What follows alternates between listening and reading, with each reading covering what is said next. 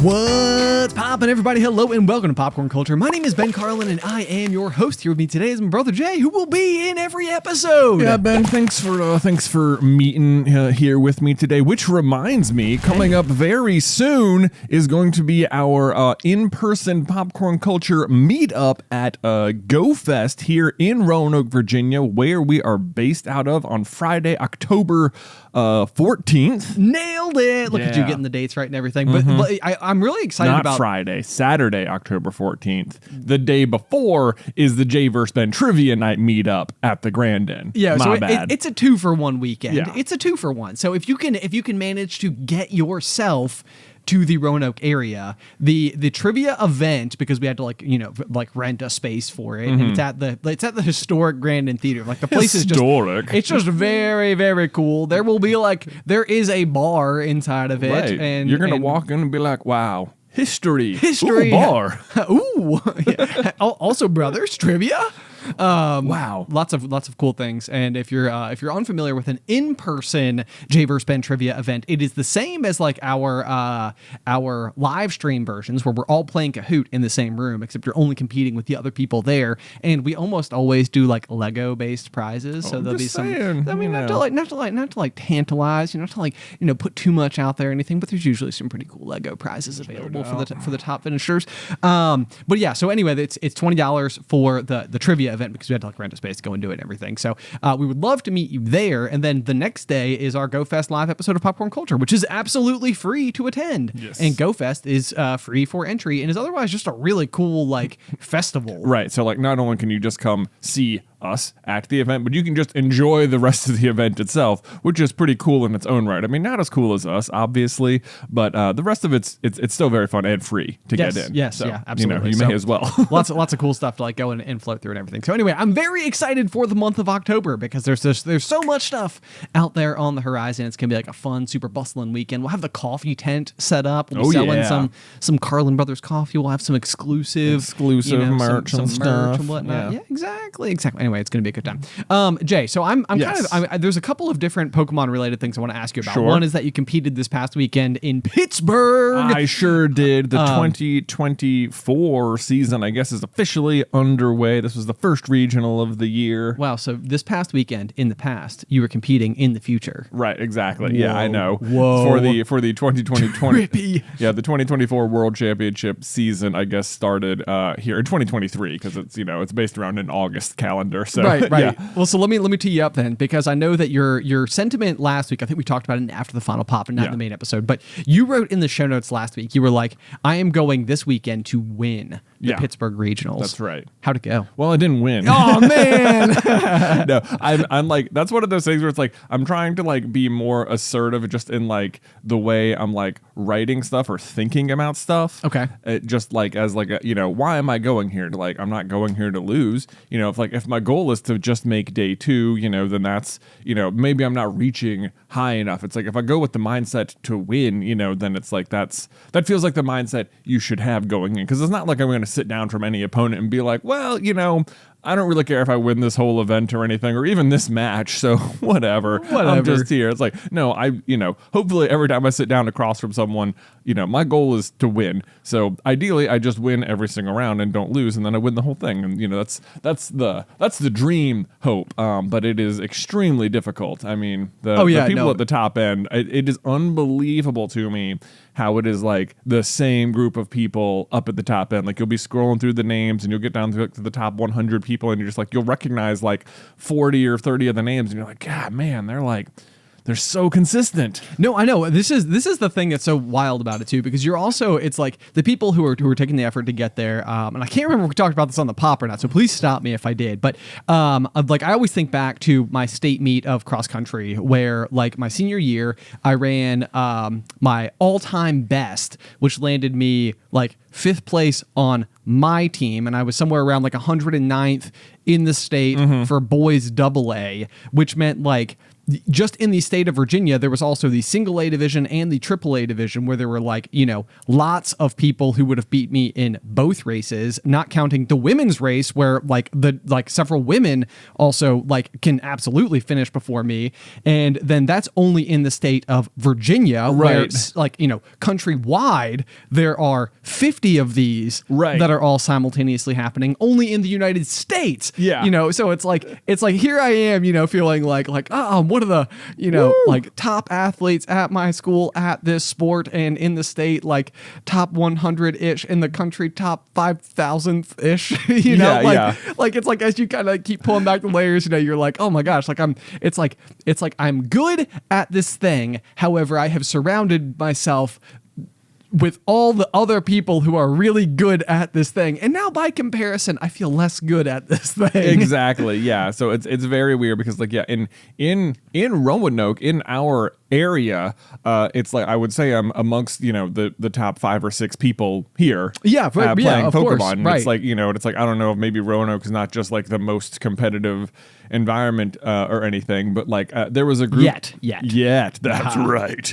I mean, there was a group of 6 of us from Roanoke there in total, which is always good when you like finish a match and go like, chat back, how'd you guys do, what's going on, how, what it was good to have like a little support group there, and stuff. So that was really fun. Me and Steven, Big Steve, drove up together, so it wasn't like the 6 of us planned to go together. There was just 4 more people from Roanoke there. Sure, but you guys at this point in time all know each other. Yeah, we all know each other, so it's a good like touch point. It's good to like meet up, and everyone was hanging out and having fun anyway. So that was really good. And I would have said that like probably amongst the 6 of us that probably we made up most of the best people from Roanoke. Okay, that's like good. Who made it there. And it's just like, but I would say we all also finished roughly the same, Okay, sure. Thereabouts. So at the end, what? I was gonna say, it sounds like what you guys need is that like an ace to come into town, like someone who's like a top 10 finisher, and I feel like it would like rise that like it's like rising tide lifts all boats. Exactly. It's like we all only have each other to play against, so we all only get as good as each other, and so roughly everyone had about like a 4-win kind of day. Okay, gotcha. So at the end of the day, I will say, I did have the highest placing amongst us. Whoa, had a solid 549th out of like 1,800 though. No, that's amazing. So, that really is amazing. I did the math on like my placing versus the entire field, and I think I was right. I was on exactly 30%. So I was like, there I am. I'm in the top 30% here, which seems like that's about where our field is. So it's like a little bit ahead of like the top of the bell curve, but like you need I think people who made day 2, there was like 187, so like right at about 10% of the field makes it to day 2. So it's like, gotta bridge the gap from 30 to 10, and it's like that. Oh man, it's just hard. It is just hard. What I find to be absolutely fascinating is that we have on our gaming channel our Box Breaker show where we like open packs of Pokemon cards for people, and they're like competing inside of a game against each other. And one of the like scoring elements that we have invented for the game is the Big Steve prize, which is basically the person who we good buddy Big Steve helped consult on the game itself and helped us like kind of concoct like what it would be and how it would play out and everything. And so part of, like his us showing gratitude towards him for his help with that is he just gets a pack or 3 packs per season. So he's competing in the game all the time. And just gets whatever cards that we open for him. But what's been amazing about it is that every season we've had so far is that Big Steve is landing in almost the exact position that you're describing you guys landing in competitively, which is so funny because it is otherwise completely and utterly random. Yeah. It's like there's nothing specific, related to I don't know, how that's shaking out. So it seems like but it does seem like whatever the most average score is on any given season of Box Breakers, Steven is like 3 points ahead of that. Yes, exactly. And so if you want to get the Big Steve award, you need to be just a little bit better than the field. Right. Which otherwise, again, everything is random. Which is random. It's like there is no skill involved. But it is remarkable to me. So I'd be so curious to see if you guys go and you start to like elevate your game at the regional tournaments, if somehow Big Steve, also it's like reflected in his box breaker score. That'd be so weird and hilarious. It would be really funny. It's like our destiny is tied to how he opens packs. Right. The other thing I wanted to touch on, though, based on everything you just said, because it reminded me of a way that I feel like I have started interacting with my friends, and the way that like I will propose plans to people, is that you were saying like you're trying to be like more assertive or like deliberate, or like this is what I am here to do, like whatever. But I have found that the older I get, when I am inviting friends to hang out with me, the more modifiers that I have started to include in the invitation to present them with as many outs as humanly possible if they so desire them. It's like, hey, just reaching out, absolutely no pressure at all. Last minute, we sort of came up with this idea to potentially maybe go to a brewery. If you might be interested, just let me know. Right. And it's like one of those things where it's like there's so many different ways. Like, why are you hedging so hard? I know, yeah. Well, it's like I know. I feel like sometimes, like I think there's like jokes or whatever. Like like a great candle scent is just like canceled plans. It's like sometimes like when canceled plans are almost the best, because it means like you went from having like somewhere you needed to like be and somewhere to go to just sort of being like, oh man, I just get to chill. Right. And like, there was pressure. Now there's not. Now there's not, exactly. So I feel like the big thing is that like I don't ever want like to have guilted somebody, or like just because the invitation was there, set the expectation that they like within our friend group, like we have such a level of friendship that I have decided that if I invite you to a thing, there is some expectation that you be there. And so yeah, that sounds like a lot of like mental gymnastics happening. Oh yeah, no, 100%. For sure. Yeah. Like I'm like, if there were Olympics for mental gymnastics, I would have nothing but 10s. Yeah, no, for sure. Yeah. That's my sport of choice. Right, exactly. I am so good at mental gymnastics. I will convince myself that my friends don't want to hang out with me so many times. Right, exactly. Yeah. Exactly. Yeah. So I just want to be sure that like I've offered them as many ways out as human. But maybe what I should do this weekend is be like, brewery 5:30, be there. Oh, well, I don't. You could just be like, hey, we're heading to a brewery at 5:30 if you want to come. Okay, wow. Well, you made that look easy. There must be no safety mats inside of your brain for mental gymnastics at all. I live on the edge. You live on the edge, yeah. No uneven bars. I just free climb, Right. No safety net. So you got more of a rock climbing situation. Exactly. Yeah. I'm trying to. But no ropes. No ropes at all. That's right. If we fall, we fail. That's basically it. Nice. This was an interesting invitation style I encountered a couple of weeks ago, where I got like an almost like, so there was one of my friends wanted to have a group of guys come over and just like hang out and drink some beers and just hang out for the evening. And it was like Sunday noon, and he's asking if people can come over Sunday evening. So it was fairly last minute, I suppose. Okay. But he, in order to do this, he must have sent about 8 individual texts to people saying, hey, I'm thinking about having people over tonight. Is that something you'd be interested in? And it was like, you must have sent this text to everybody who might be coming to determine whether or not to like make it like an official event. Like, do I have enough hard commits to like, is it worth it? Because if like only 2 people are coming, like maybe it's not worth it. I have done this exactly before. If I get enough individual yeses, I'll just open up a full group text like, hey guys, here's what's happening. Right. Yep. This is exactly what I feel like I did with suggesting the marathon to people last year, which was like I'd gone through and like sort of like individually texted a bunch of people, been like, hey, is this something like that anybody might be interested in, and like sort of like tried to like get a pulse for like what was going on. And then it was sort of like once people kind of gave me like their like, yeah, I'm into it, or like a soft maybe, or like let me think about it a little bit. I was like, all right, I'll send out a group chat now. And like see how it goes from there. But I do understand like that's sort of like one of those things where it's like you want to get like a threshold or like an idea for like where or like what the outcome might be on the basis. But once again, maybe this is where we need to take the Jay Carlin approach and just sort of be like all in. Well, the other advantage I think that maybe is there is sometimes if you send a big group message, like it puts a lot of pressure on each individual person to either like be the first one to say yes or the first one to say no. Okay, yeah, it's like that's true. You don't know exactly like if it's like it almost might be embarrassing or something if you got this message and you could see that it was sent to 7 other people and you say, oh, sounds great, I'll be there. And then everyone else is like, nah, sorry, can't do it. Nah, sorry, got plans, too late for me, whatever. And then it's like, now it's just you and this one other person. And it's like, well, hey man, maybe we'll just call it off, Oh, right. That might be embarrassing. Like, oh, okay, never mind. I was the only one who didn't already have plans. Whoops. Yeah.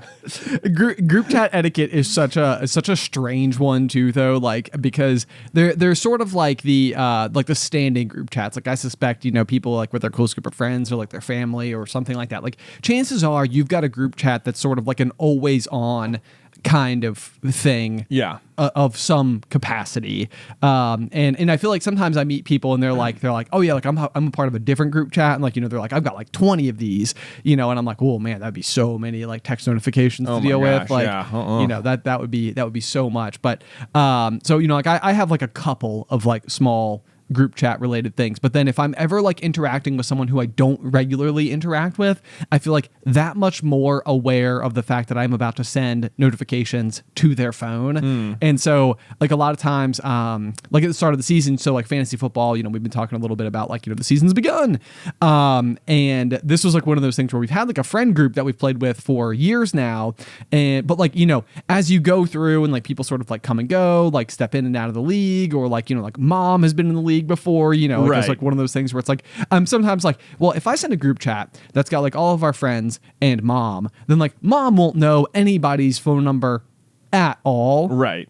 And so a lot of times I'm like, okay, so that means that like this group chat is not a place where actual communication should take place. So so I will sort of be like, hey, just wanted to send interest about, fantasy football this year.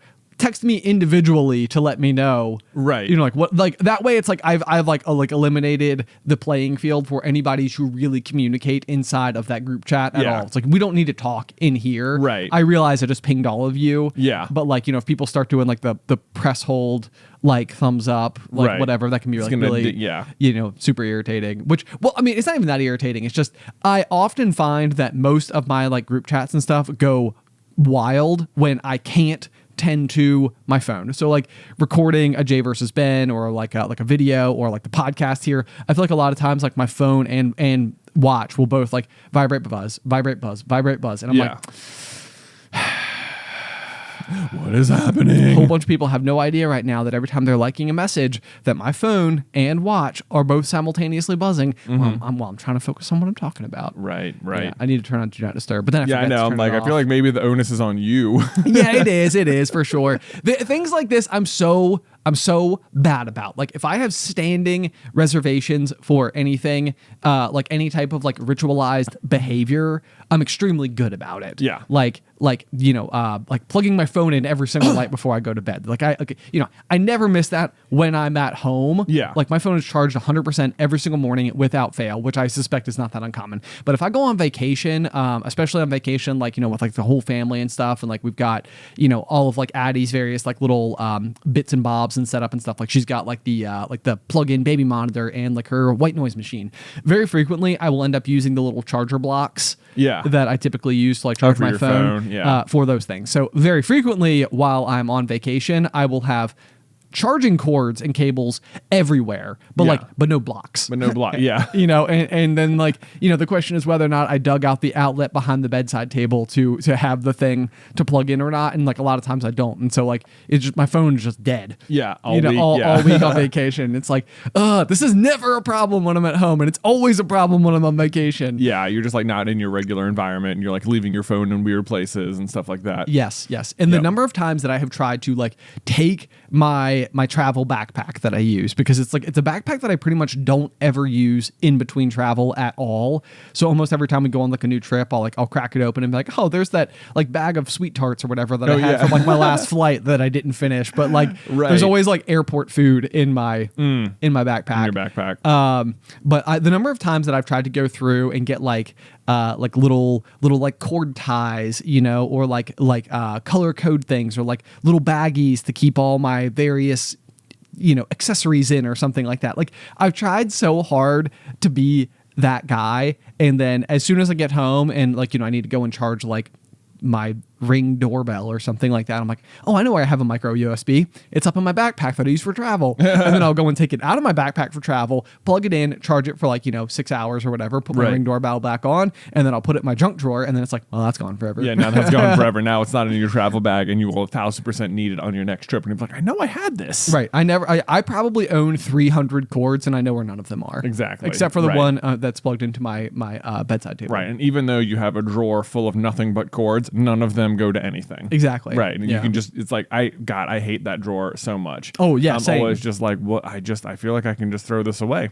I feel like I can just throw it away. But then I'm going to discover what it was for, and I'll be like, oh, now I can't use that thing anymore. I know. Yeah. And then that is the most frustrating thing ever. Yes. Is when you can't find the charger for the thing. Yeah. And, so like similar, like for Christmas, I think last year, Mom and Dad got us those, like an electric, like cork removal, wine cork removal device. Yes. There's got to be a electric bottle opener. Oh, yeah, got there. Yeah, there it is. Yeah, electric bottle opener. Yeah, we'll go with that. Yeah. But and anyway, I've never let it die before. Like I will like charge it so redundantly that it's like ridiculous. I don't think I've ever charged mine, and it has also never died. Yeah, exactly. Yeah. That's the thing. It's like, but like this is one of those things. I think when we first started working out, I had bought a protein powder bottle that had like a little spinny blender thing in the bottom. Yeah. And it was the same thing where it was like I bought it, I charged it, and then I had like the puck with the battery in it that I kept like in my cabinet right next to where I would then like put my cup every day after I finished using it. And basically it would just like whir, and then like you could like pour your protein in your milk or water or whatever in there, and like it would just mix, and it was amazing. And I loved it, and I feel like it worked for like a year straight. But once again, lost the charger, and so like once it was dead, it was sort of like I know I'm on borrowed time right now. Right. Like at some point my blender's gonna die, and then I'll just have to like shake it like some chump. Some chump. Yeah. Yeah. It's gonna be embarrassing. Everybody's gonna be like, "Wow, what are you doing? What is that?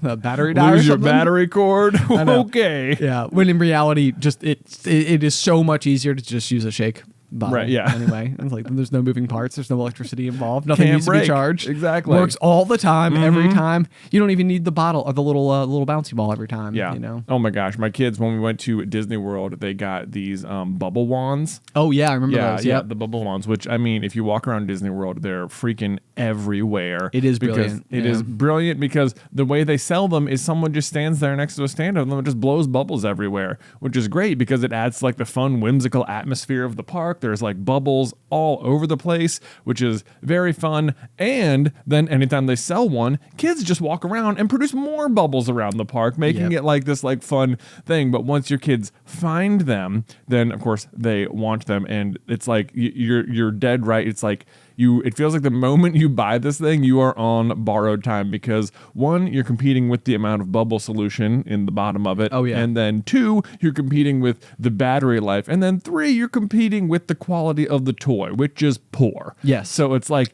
even if you were to like go and say, okay, look, dude, I'm going to buy this bubble wand from you. And you know what? Do you sell refills? They do. Okay. And sure. They'll say the refills and you're like, okay, I'm on top of that. I've even got extra batteries back at the hotel. It doesn't matter because at some point, the toy itself is just going to get dropped on the ground, or because it's a toy that is electric that also involves liquid in moving through it. Like it's just like at some point the liquid is going to get into the mechanics and it's not going to work. It's like, it's not a great toy to begin with. It will break the moment you get it. So I have 3 of them at my house. I don't think any of them work. And I'm like, I don't know.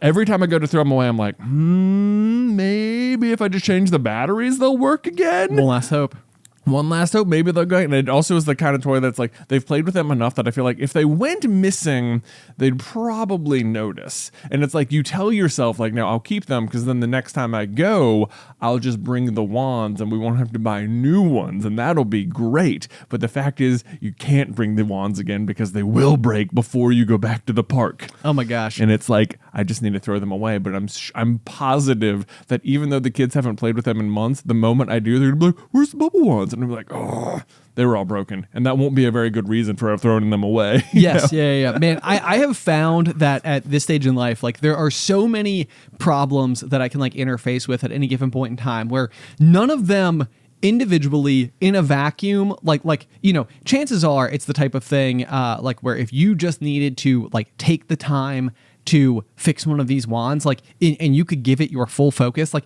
you might be capable of doing it. The question is, like, there are a million other priorities all the time. And it's not the one that you're able to, like, properly and fully give your whole, like, attention to. And so sometimes I feel like I will encounter this sensation, and I won't go any more political than, like, the small example I'm going to give, but, like, frequently during, like, presidential, like, debates or whatever, you know, like, I will be, like, watching, and I will, like, see somebody, like, give an exchange, and like, I'll be sitting there on my couch with no pressure, no one watching me, no expectations, no history, no anything, and I'll be like, see, all they had to say was this, and it would have been completely fine, and they could have, like, walked away from this problem, and people would have forgotten about it, and it wouldn't have been a big deal, you know, but, like, it's like, it's easy to say, it's easy for you because all you're attempting to do is solve one tiny fragment of a problem that they are facing inside of otherwise an ecosystem of millions or thousands of other small little problems, all that they're trying to, like, you know, it's like, yes, if all they had to do was figure out how to, like, weasel themselves out of, like, this one tight spot, then chances are they would be able to do it. But instead they're facing, like, a myriad of other things, and therefore it becomes a lot more difficult to solve this one. So the one that I've been up against is that my this is just like a dumb, like, home repair type problem, but the power pack on my gaming PC at home, which I almost exclusively use for, like, Zoom calls and never gaming at all, but the power failed, and so I was like, all right, well, like, no big deal, I'll just go and, like, replace the power pack on my PC, and, like, you know, like, it's not terribly, you know, it's like $60, so it's like, it's expensive, it's not, you know, prohibitively expensive, like, I can do that, I'll read the spec, I'll order a new one, no big deal, I'll just, like, unscrew it, take it apart, I feel good enough about my ability to do that. The thing is, though, is that the power pack literally powers, as you might expect, every single thing. So the power pack, like, when you're, like, building a PC, at least as far as I can tell, is arguably the thing you are going to interface with the most on the build. It has a harness that comes out of it with, like, 27 different little, like, dongles. All of which are going to, like, individually connect to, like, graphics cards and motherboards and, like, fans and like, all the various, like, bits and bobs and stuff. And this was not something I realized until I got the new one, pulled it out of the box, and was like, oh no, this is going to be a pain. Like, I'm going to have to plug in everything just so, and even if it feels like it's working, like, a month from now, it's going to turn out this one functionality I've been getting by without needing. Yes, exactly. Yep. And so, you know, this is, like, one of those things where, you know, I put Addie down for a nap. You know, I've got, like, my like, somewhere between, like, an hour and a half and 3 hour window where this is not the only thing I need to do, but something I would like to try to do during a window of time that I have available. And so, like, you know, it's exactly this type of problem where it's like, I know that I have the level of intelligence and confidence associated with, like, tinkering to learn and understand how all these various dongles would work. However, I didn't have the time to dedicate to learning how all this type of stuff would happen. And so what I did instead was basically just unplug everything and then found anything that looked the same and plugged that back in instead, which I'm sure anybody who's ever built a PC before right now is being like, no, don't do it. Anyway, it didn't work. Oh, yeah, there you go. It's like, man, it should be so easy. Something is just misaligned a little bit. Yeah, but I did successfully find a place for literally everything to go, which I was pretty proud of. I was like, everything's touching something here. Right. But, like, you know, as you're going through and, like, trying to, like, you know, undo these, like, little, like, clippy doos or whatever, they're all, like, you know, kind of cheap plastic, and there's wires, and you start, like, pulling on it, and, like, the motherboard's, like, physically, like, bending towards you, and you're like, well, I can't do that's good. Probably not great. It's like, but, you know, and these are the things, like, I even know, like, you know, within various industries, within, like, whether you're, like, an auto mechanic or working on, like, the aquariums and stuff, sometimes that there's, like, gadgets or tools or something that are specifically designed to make this particular task easier. And so I'm like, I don't know what that thing is. I don't know, like, what level of care I'm supposed to have around these things. I don't know what things I'm allowed to touch or not touch. Oh, like, I know exactly the way you feel. Like, I have a PC at my house, and it was custom built for me by like, one of our old editors once upon a time. And anytime something, like, goes askew, I never know, like, is this, like, something that is going to require, like, manually fixing because it was, like, built by hand, or is it going to be, or is this just, like, a regular kind of computer problem. Like I'm always like, I feel like I'm stuck in that sort of like zone of like, I don't entirely know. Cause like, and like there's certainly parts of it that I don't interact with the PC like that much. Cause I just don't have like, I don't need to use the computers at home that much. Right. Like mostly it's just at work, but whenever I'm down there or like there's, I think like the casing for everything has like, 8 USB ports on it. Right. But like 3 of them are active because that's the way it was built. But it's like when you buy the casing, it comes with enough for you to add more. Right. And it's like, I don't know which ones are which at all. So sometimes if I'm plugging something in, I'm like this. And it's like, I don't know if something isn't working because it was like, maybe it was put together wrong, or if this is not working because it's not supposed to work. Or is it like, I feel like so lost on that front. Oh yeah. Yeah. No, absolutely. And then the other piece of it for me is I feel like there's like sequencing in terms of like how to solve problems that I think is like never, the path was never complete in my brain, because I think when I first got like my ever first computer, I was a 9th grader, where you and I had started like refereeing soccer games, which was surprisingly lucrative for like a 14-year-old. No doubt. Like you would go and like work a couple of tournaments, and I feel like, you go and like collect your paycheck from like a hotel somewhere. Right. And it was like, this is actually not bad. Right.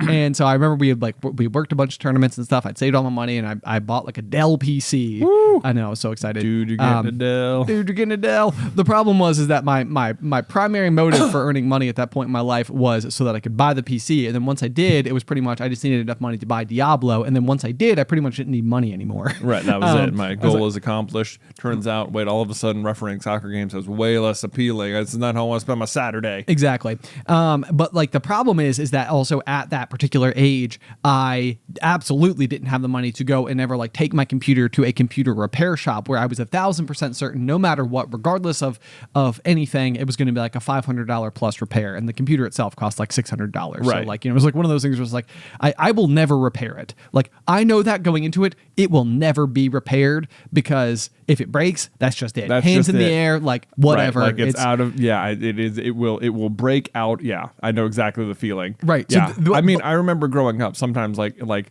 Dad would indeed take our computer over to, the Radio Shack or wherever to, add more RAM or get an updated graphics card or something. And the computer would be gone for like days. Yes. And then it would come back and it'd be like, great. And it was like, wow, what a process. Yeah. Man. And it's like, like as a somewhat, informed adult, it's like adding RAM to it's like, maybe it was different then. It seems like today it's as easy as just like sort of plugging in another chip in. Chip into the board. Yeah. But yeah, no. So, but like, that's the thing though, is that like at that age, I never learned to like, specifically, and I guess Dad was doing it anyway, but like I never learned the process of like, oh, it broke, like let me go and take it to the repair shop, in the same way that you might do like with your car. Yeah. It's like the check engine light comes on, or you go out and like it would be like going out and trying to start your car, your battery being dead, but you not realizing that the car won't start, and you just being like, well, car's done. That's it. Someone come and tow it away. Yeah. It's over. It's over. Hands up in the air. I'm done. Right. But anyway, so that is like, I feel like this thing with the computers where it's like, I can't reach for the go and solve it by taking it to a professional who will just absolutely know like what to do, because in my head I'm like, well, if I can't fix it, how are they going to fix it? It's like the way they're going to fix it is because they do it all the time. This is their whole job. Yeah, they absolutely know what they're doing. Let me tell you, on the flip side of this, there were back in high school, there was like a place you could go that was like a trade school, I guess, before, like some people would go there like for the morning, and then they'd come back at like lunch and they'd finish out the rest of the day with the rest of the course subjects. Yeah.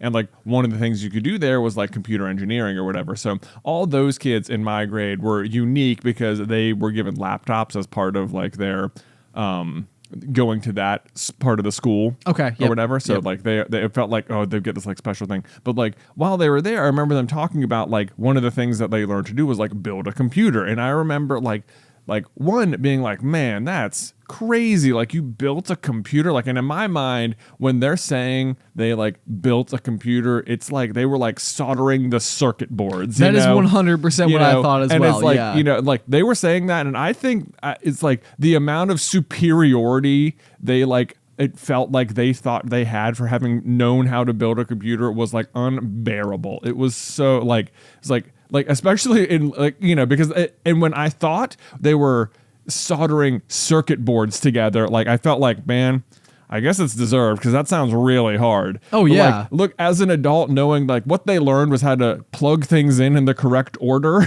Right. was like, oh my gosh, you guys were being real condescending and superior for like.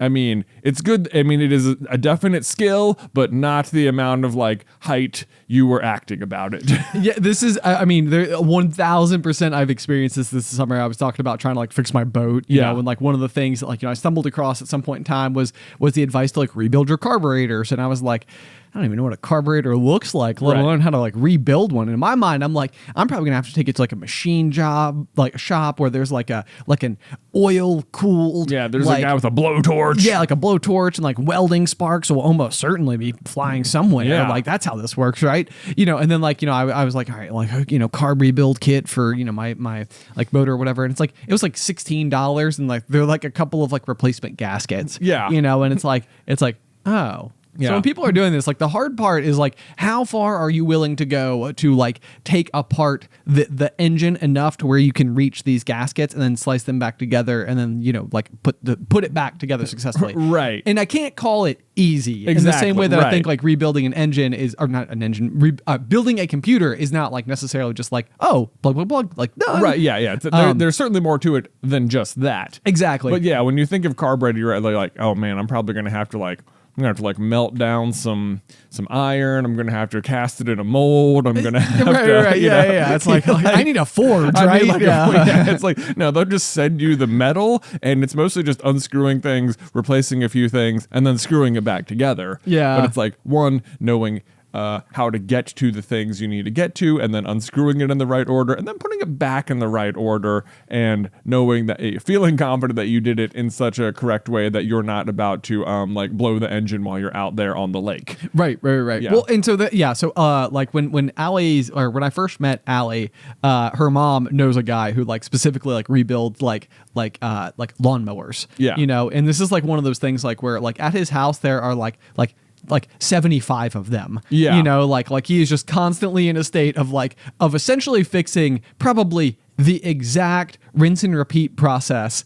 that I just described, just over and over and over again. And it's like, it is both hilarious and interesting and fascinating to me that chances are like, cause he'll also fix it for you for like, $40 or something. So it's just like, it's like amazingly reasonable. Yeah. But I also think it's because it's like, it's not terribly difficult. It's just Right. literally no one knows how to do it. Right. Or even like, like that is basically what it comes down to. I mean, it's like I said with the car, like, you go and try to start it. If it doesn't start, it's like, it'd be like, oh, well, this car's done. But like, if I go to start my lawnmower and like yank that cord like 87 times and it doesn't start, then I'm like, well, this thing is busted. Yeah, this is it. My lawnmower is gone. It's dead to me. It'll never run again. Right. Exactly. Yeah. Right. Yeah. I'm glad I got a few uses out of it, but I guess I just have a tall yard now. We are where we are. Yeah. This is it. This is life. Right. Oh, Ben, let me tell you, while we're on the subject of Okay, home lay it on me. repair and such like that, you'll recall the epic shower saga that I was on earlier this year. Oh, epic. Absolutely to epic. fix my leaking shower in my bathroom upstairs. Listen, yeah. I suspect when we have the meetup here in October, Yeah. a little throwback to that call to action there. Mm-hmm. I suspect people will come through and the number one thing they're going to want to talk to you about is plumbing. Yeah, I know. They're going to be like, look, Jay, it's been, it was great listening to it. It was entertaining. You were so out of your league. You clearly had no idea what you were doing. You're essentially fighting a dragon. Yeah. Basically, A dragon. dragon that just, instead of breathing fire, lightly drips water out of his mouth. It's like mildly annoying. It's like mildly annoying. It's a drooling dragon. It's a drooling dragon. The unfortunate thing is that it's like loud and wakes me up at night, and I can't stand it. It was this very weird process because the initial problem was that it was dripping and it was loud, and it like slowly got louder and louder. And I went through and I changed the cartridge, and that was a whole problem. But like eventually I did it. And then like I remember I did it and it like continued to drip a little bit. But then like a few weeks later, it seemed like the drip was just gone. Like, I don't know what happened. I was like, I don't know. It was dripping. Now it's not. I guess maybe something like expanded on the inside. And Maybe the dragon fell asleep. maybe the dragon fell asleep, you know? Yeah. Maybe. Who knows? But let me tell you that as of like last week, the drip is like back with a vengeance, you know? It is like, if I thought it was dripping before, no, it is dripping a lot now. And it is so annoying. It is like so much like my old strategy, at least for mitigating the noise, was to like just like put like a loofah on the ground so that because like it like softens the blow onto it, and it's like it doesn't really make any sound, especially by the time it gets to you in bed. What a highly mechanical solve. I know, right? It's like at least I don't have to like hear it. It's like now it's like dude, you should start a plumbing company where you got like a cool van. There's like you sitting on the side with like overalls and a flannel shirt and like maybe like a wrench in your teeth or something, and it's like the whole van is just packed with loofahs. you covered, man. It's just like 7,000. I just go down there, just command strip a loofah to the floor. It's like that should do it. I think that's about all you need. You're just gonna want to change this out to mitigate the mold. Right, yeah, I'll be back every Tuesday. I'll be back. Don't you worry. You can subscribe and save right now. Right. Change your loofah. Yeah. No, that is so. But like, it's back. And at this point, I'm like, okay. I'm officially at call somebody. I'm not taking this apart again. Whatever I did, it worked for a while. Now it's not. I don't know what the problem is, but I cannot deal with the drip. Man, it is bad. So my lightly defeated dragon, turns out I merely wounded it, and now it's coming back, and it's dripping even harder. So it's like a hydra. It's like you cut off one head and three come back. It's exactly what it's like. So it's the dripping dragon. Wow. The dripping dragon. The that dripping sounds like dragon. a good episode title.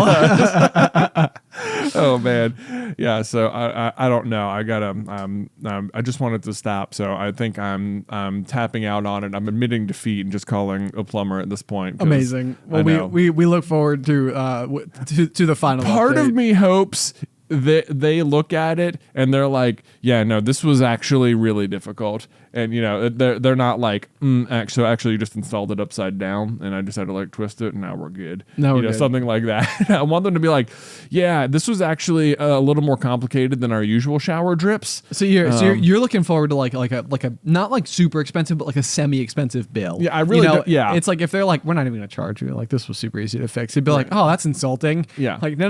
I know. Yeah. Part of me wants it to be like a little more complicated just because it'll like make me feel better. But then also I don't want to pay for it to be more complicated. So maybe what I should do is call Beth and be like, no matter what that plumber says, have them print you a bill that is very expensive, like extremely difficult. Had to call in the master plumber. He shows up in like a Master Chief, like like Halo setup, like armor. Yeah. I don't know why I've like turned it into like a very fictional, like maybe. What do we have here? Now you have Master Chief fighting a dragon here. I feel like this is good fuel for our next D&D campaign. Yeah, right. Oh man, the drippy dragon. The drippy dragon. Anyway, it's a real problem. Good spot for transition. Yeah, sure.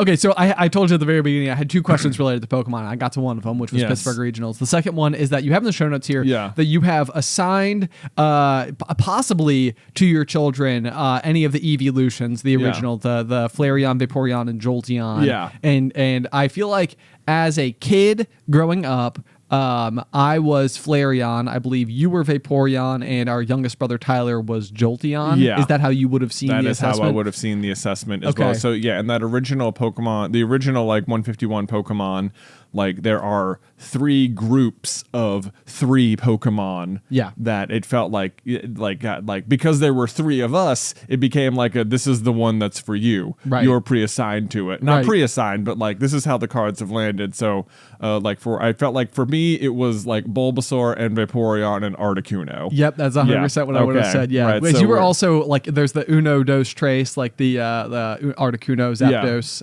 Moltres. Yeah. And so I feel like that one lined up with birth order a little bit, where I always felt like I had Zapdos and Tyler had Moltres. So which starter were you then? This is the thing that like I feel like Tyler and I would probably like go back and forth on and attempt to remember which was which. I would have thought Squirtle was mine. Which what would be my layout then? I would have a water type, a fire type, and electric. So at least some diversity. Yeah, some diversity. Yeah, no doubt. But that would also mean that Tyler would then have Charmander and Moltres, which would seem like doubling down on the fire type. Yeah. But anyway, so that is what I would have assumed would have been my slate.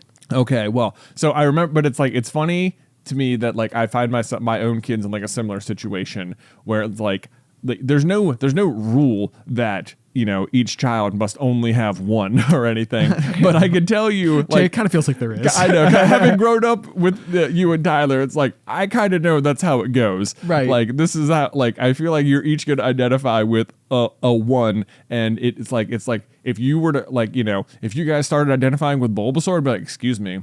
Get off my turf, please. Yeah, turf. I get it. That's a good one because he's grass type. Because he's grass type. That's right.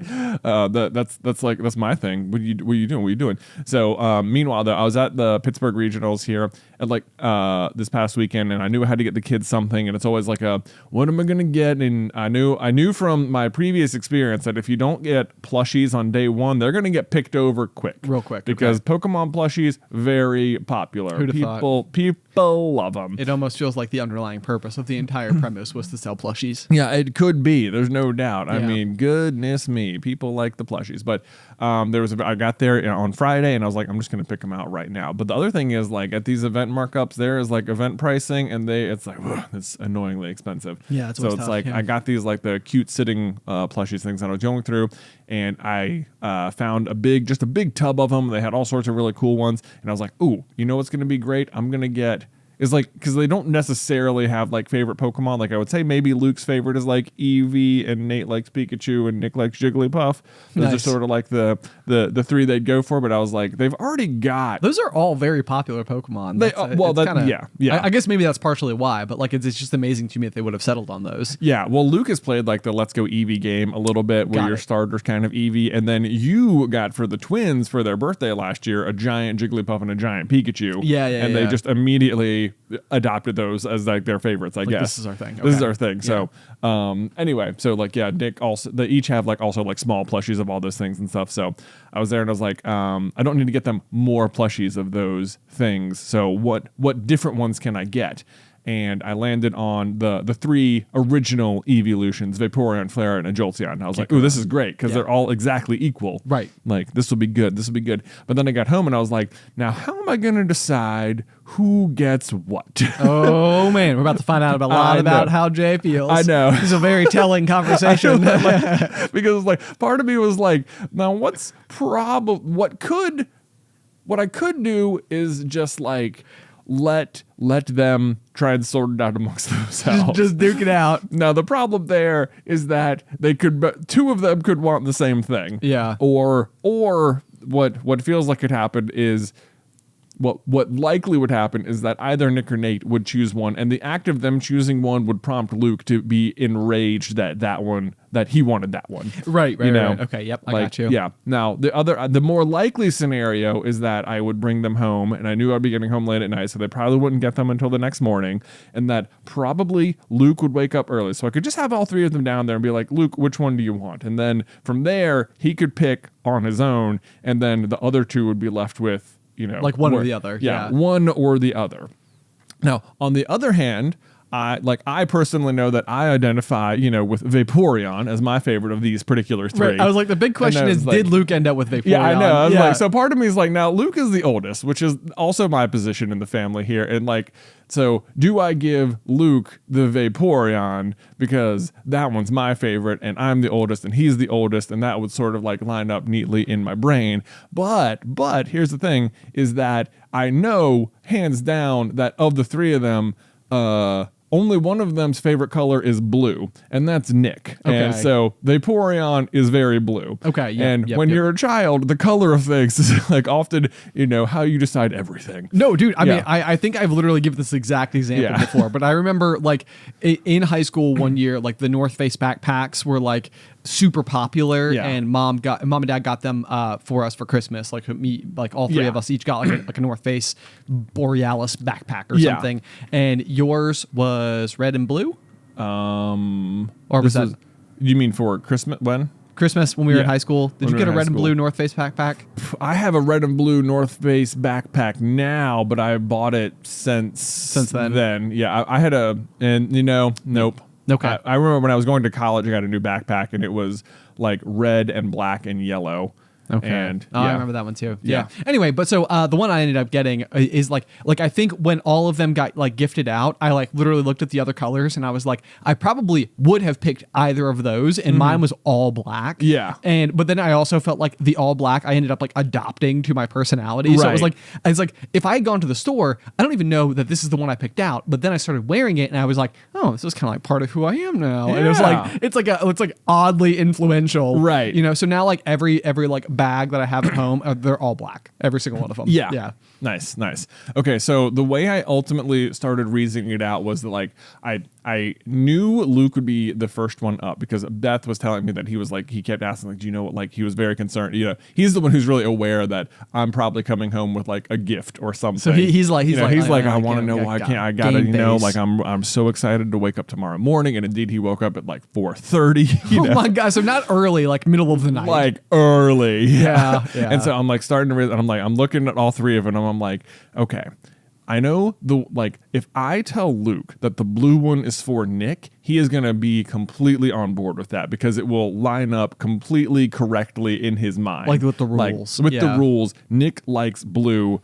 Boom, Vaporeon. That makes sense for Nick. Now, the problem is Luke's favorite color is pink, and neither of the other two are pink. Right. Okay, yep. And I didn't get, like, I could have thought of that ahead of time and tried to get Sylveon instead. Sure. But, like, I wanted the original three. I'm not, you know, that's what you're going for here. I mean, there's a degree of logic, to like, you know, sticking to like that. Yeah, that, you know, that framing. We're going here. We're going originals here. You know, this is you gotta choose your lane at some point. Right, of course. Yeah, you know? naturally. Yeah, I mean, you like know. they're gonna play it. They need to know like what they're up against. Right. Like it's okay to choose any of the Eeveelutions as your favorite, but you need to have a favorite amongst the original three as well. Right. Yeah. You know, if it's not your favorite outright anyway. So I knew that would work out. So that was my starting point. Nick, Vaporeon, blue. That's going to work because I'm going to have to tackle Luke first, and the twins probably don't care as much.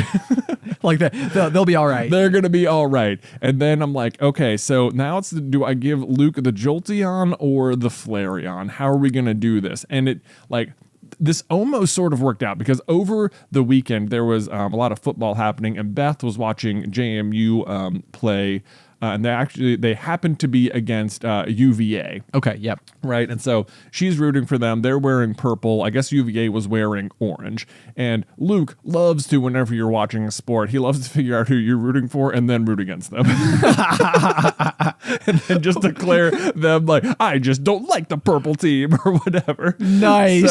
So guy, now, normally it's just sort of funny and it's just so you're going to laugh it off. This one is a little more serious because he was rooting for UVA, which just... Oh my God. Anyway. So yeah, well, basically Beth went to an in-state school that is competitive in football. You went to a in-state school that's competitive in football. And then there is UVA, who is just like, you guys don't have an allegiance to either way, but also has a football team. Yeah, they also have a football team, if you could call them that, whatever. Poor UVA. UVA. They did lose. They did lose. Yeah. Anyway, so over the weekend, though, as part of his, defiance of JMU, Luke just gathered a big collection of orange things from around the house and made like a little orange shrine. Amazing. Of just orange things to show the team he was supporting in this endeavor. So I was like, he's kind of like on a bit of an orange kick at the moment. So I'm starting to lean towards, I'm going to give Luke the Flareon. Meanwhile, Nate's other favorite Pokemon's already Pikachu, which lines up pretty nicely with Jolteon, which is just yellow and electric anyway. Perfect. So that was sort of how I lined it up. So that was how I assigned them to them. I brought like Luke's up to like his room. I put it like on a little chair so when he woke up he would see it. And sure enough, I could hear him at 4:30 like reacting to it and trying to pull the tag off, and he ran in holding it and he was like snuggling with it and like got into bed with us or whatever. So he was extremely happy with that decision, and I think it probably worked out that he didn't have to like choose right away because sometimes he can just be like, I don't know which one to choose. So he knew Flareon right away, and then sure enough he comes downstairs though and he sees the other two sitting there and he's like, no, what are these? And I'm like, those are for Nick and Nate. And he's like, oh, okay. And I'm like, which one do you think's for Nick? And he's like, this one. And of course he points to Vaporeon. And I'm like, why? Is that because it's blue? And he's like, yes. I was like, nailed it. Okay. You were all honestly, this goes back to my presidential debate situation where I feel like you gave it the proper amount of thought. Yeah. This is a situation where you isolated and you were like, okay, I can do this well or I can do this poorly. And I'm going to do it well. Yeah, it could go south fast. All right. We got to make sure we do this just right. And then as he's going down, I could see him like working out like like either trying to decide all the reasons why Flareon is the best one, or like landing on the, like he actually does like Flareon the best. And so like Flareon has the big poofy tail, and he was like, I like the other two don't have like fluffy tails, and like Jolteon doesn't have a tail at all. And it's like, yeah, what a loser, you know. Poor Jolteon. Poor Jolteon. Yeah, Vaporeon has like the big mermaid tail, and I thought he was gonna cotton on to like the mermaid aspect of it and be like, now wait a minute. Right. Like I like mermaids. I like the mermaid's pretty cool, dude. You know what I'm saying? Remember that time like, we met Ariel? Yeah, I remember the time I met Ariel. I was like, yeah, it was like he didn't notice that part of it. So that was good. And then this was a real win, is that he happened to notice that, I didn't notice this, that on the bottom of Flareon's feet, they have like the pads for like, you know, like if you have a cat or whatever. Oh, sure. Yeah, like on the bottom of their paws or whatever. And the pads on the Flareon are pink. And he noticed that and was like, "Oh, this one's got pink." And they, because of the thread that almost like sparkled a little bit, he was very excited about that. Amazing. Yeah. So not only did I give him one that had the poofiest tail, it also had some pink on it. So I think I totally nailed that. But now my question, now I'm like, though, but now that I pre-assigned them, they didn't really get to choose which ones they wanted, and this is probably something that'll affect them for the rest of their life. Yeah. No, they've been forever impacted. Now you are now every time you will always be the Flareon, and you'll always be the Vaporeon, and you'll always be the Jolteon. So we'll just see. We'll see how things roll out for them as a result of this one decision I made for them. Yeah, absolutely. No. I mean, but I appreciate the amount of like insight and thought you put into it. So it's like it's not something you took lightly. Like you understood the potential ramifications of this decision, and you proceeded with caution. Yes, I was trying to proceed with caution. Now it remains to be seen how things might unfold when they discover which one is my favorite. You know, who's to say? Will they feel like, wow, and you gave Nick the Vaporeon? Okay, I get it. I see. Okay. His favorite color's blue. Favorite color's blue. Okay. Yeah, so we'll have to keep an eye on the situation as it unfolds. Right. Yeah, but I mean, so maybe I'm trying to think now though. But like, yeah, so if you did the starters now and Nick got the Bulbasaur, because blue, well, I guess so. Yeah, there's that too. There's so that. Maybe you can figure out how to like use colors to your advantage to like help make all the future decisions. Right. Yeah. Well, it's just a matter of blue. Yeah, I guess all three of mine were blue, weren't they? Because Bulbasaur is blue and Vaporeon and Articuno are all blue. So I guess I always think of Bulbasaur as more green. Yeah, I would think of Bulbasaur as more green. Yeah. Yeah. Because Squirtle's blue. Right. Yeah. Squirtle's more blue. Squirtle's is water. Yeah. Right. Yeah. There we go. Yeah. Now, so interestingly, on a similar front, like I obviously didn't have to decide because I just have Addie, but like Addie has officially like developed. So we have typically, like, if we show her any media at all, it's largely been this YouTuber named Miss Rachel. Yeah. And Miss Rachel is just like, she does like preschool basically on YouTube, and it like absolutely it doesn't baffle me. Like what she's providing is like a very helpful tool for parents and stuff like that. Yeah. And like Addie's vocabulary has absolutely expanded because she has watched it. But like when you like look at these videos, like many of them are like 3 hours long and have 300 million views. Wow. And I'm like, holy cow, that is absurd. Yeah. That is such a massive amount of like, return viewership for this particular thing, which is just mind blowing. But so for the most part, it's the only thing that she's ever wanted to watch, or the only thing that she would specifically request to watch. However, we were trying to like, branch her off a little bit and like show her a couple like Disney movies and stuff like that to see like whether or not they resonated. And the one that absolutely has stuck, and she can actually say now, is Moana. Nice. So we've been watching a lot of Moana. So if you're a fan of the Super Carlin Brothers channel, probably expect some Moana themed theories coming your way, because I have watched it a bunch lately, which is not a bad thing, because other than Encanto, it's probably my favorite Disney princess movie. Oh yeah, it's super good. Yeah, it's very good, and there's like so many ridiculously epic moments. Like a lot of times, like I'll watch and like I'll get chills or tears or like oh my whatever. gosh, I know. It's like the older you get and the more you like have kids, it's like, yep, oh man, this is a big moment. Right. Holy, wow. Okay, so brave. Yeah, that's so brave. Oh my gosh, you're doing the thing. Yeah, so lots of mom thoughts, but so like Allie and I, or her mom last week one night offered, she was like, like hey, would it be possible for me to take Addison home tonight? Like we can have like a sleepover, and like she can come and play up at the nanny's house and stuff like that. Yeah. And so we were like, hey, that's great, because then like Allie, and this was like a snow day type of situation, like where we didn't count on it, we had no expectation of it, and then it sort of like came through, and then we were like, oh my gosh, like we can go out and have like a date night or something. Yay. So we went out to dinner, which was super nice, and then of course we're standing there talking about how much we miss Addie and looking at pictures of her and stuff. So we're like, we should go and get her something, because like surprisingly, this is something I thought that I would be I don't even know if the word is bad about, but I thought that I would do more, is I really thought that I would be like constantly having to refrain from getting her even more like toys, or like wanting to surprise her with another thing. And for whatever reason, I feel like I like have not so far done that. I don't know if it's just not like physically going to stores or something very often, but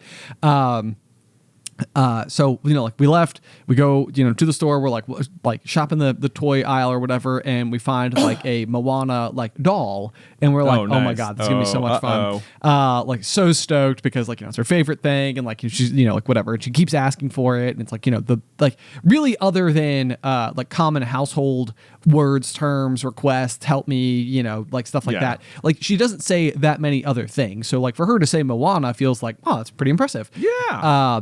But then I was really bummed because Allie and her mom work together. I was like, she's going to come back to work tomorrow morning, and I'm not going to get to see Addie receive the Moana doll. Oh, why not? You couldn't like wait till she got home?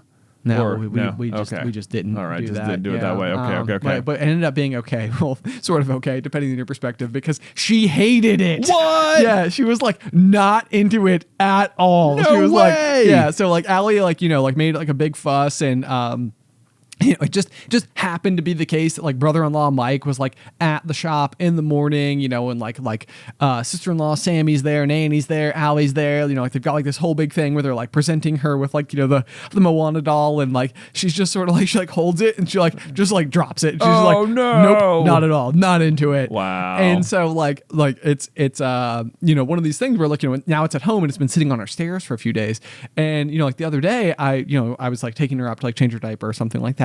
And as I'm carrying her upstairs, she's like, Moana? And I'm like, oh, you want to play with the doll? And like, I like go to pick it up, and she's like, no.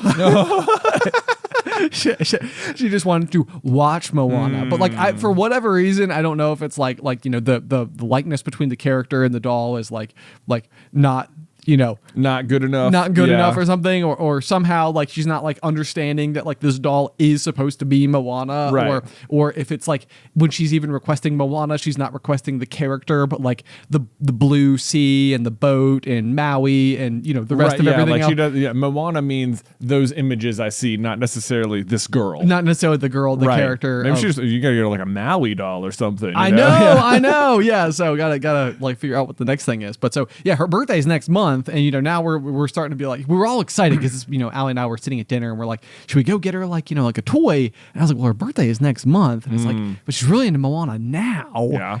Should I get her a Pokemon plush? But yeah, you should. Should I prescribe her favorite Pokemon? You absolutely should. You absolutely should. It's gonna be Giratina. It's gonna be great. Giratina. You're like, okay. Yeah, no. I mean, it'd be appropriate for the Halloween theme. Is it like a centipede looking thing? No, it's like the devil Pokemon. Oh. It's the one I played this past weekend. Nice. Arc Giratina. Although, yeah, to be fair, Allie has always like enjoyed or appreciated things that like I'm have hearing like yes. a level of I'm hearing creepy. go big. Yeah, go big. Go big. Like a 6 foot massive plush. Just a giant creepy Pokemon. Right. It's like that way we would walk into a room in the middle of the night and it's just like looking at you it's like, well, that is just properly terrifying. This idea. Speaking of, and I have absolutely nothing to go on. This is barely even a story, but the other night at my house, I convinced myself. Have you ever heard the story about like the person who was like living in their house for like months and months and months, and like occasionally they hear a story or like a noise and they're like, what was that? But they just assume it's nothing, and then they eventually come to discover that somebody was living in their attic or something. I do. Dude, let me tell you what. If you've never listened to the podcast Criminal, I would look up that episode. Well, I mean, it depends. On the one hand, it's one of the best single episodes of a podcast I've ever listened to, where I was on the edge of my seat. Like, this is unbelievable. Like, crazy good episode of Criminal. So shout out to that. Maybe we can link it in the description if someone wants to look it up. Definitely check it out. Also, don't listen to it if you're afraid someone might be. If you're afraid you might start thinking someone's living in your attic. Not recommended for people who have attics. But oh man, yes, I have.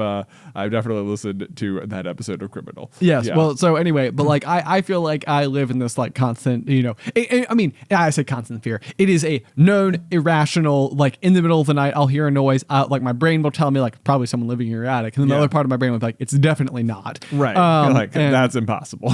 Right. I've been to my attic. However, if I get up in the middle of the night and have to like go to the bathroom or something, I do open the shower curtain literally every single time. Wow. Just to be sure. Just to be sure. Yeah, just You know be what I sure mean? I'm like, someone was like, you know what? Tonight's the night. but that's also the thing. Like I try to get in their mind, and I'm like, oh my gosh, he's up. He's up. Hide behind the shower curtain. You know, like I always imagine like what it would be like to be the intruder who is then being like, oh man, there's nowhere to hide. You know, that was me. That was me sliding over the shower curtain noise. Right. You know, but like, could you imagine just being there and being like, oh my god, they're gonna hear me. They're gonna hear me. They're gonna hear me. And then, like they open the shower curtain, it's like, ah, ah! Yeah.